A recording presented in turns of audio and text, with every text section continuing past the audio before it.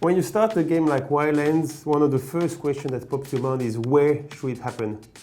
And we thought about it quite a while, but very quickly we had this thing that we needed two things.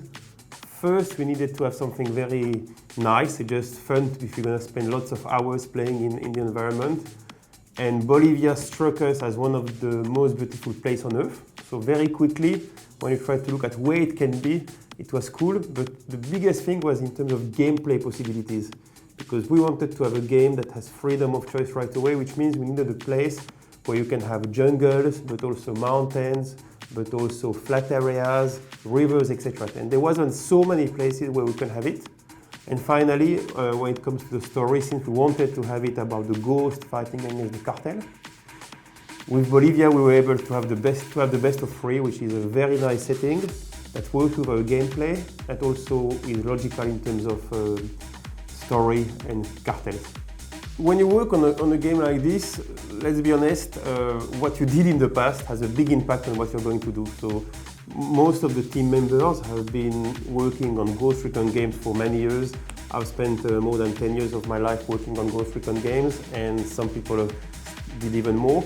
So basically at the end of Future Soldier, Ghost Recon Future Soldier, we know what we were able to do on that game, and we also know what we wanted to do. And the two things we had in mind is one, let's keep the tactical aspects that are in Ghost Recon in general, so let's be able to have lots of opportunities, lots of ways to play. You can play stealth, assault, etc.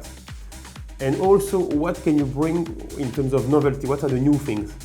And basically, we had the feeling that with the new technologies coming, the new consoles, finally we will be able to deliver the promise of Ghost Recon about the freedom of choice like never before, bring in the co-op, and let's be honest, having a co-op game where 4 players can split all over the map would not have been possible just a few years ago. So this is where we were. Right away we were thinking about what we could bring, and the answers came quite quickly. When we were thinking about how we would deliver this game, we had lots of discussion also about how the people would be playing this game. Initially, people have different way of approaching it. You can have people who are going to focus on the single player and just look at the matchmaking and say, oh, I can meet some strangers and want to play with them. Others will say, I have this group of friends, we are 4 of us and we like to play together. So people are going to come from different places.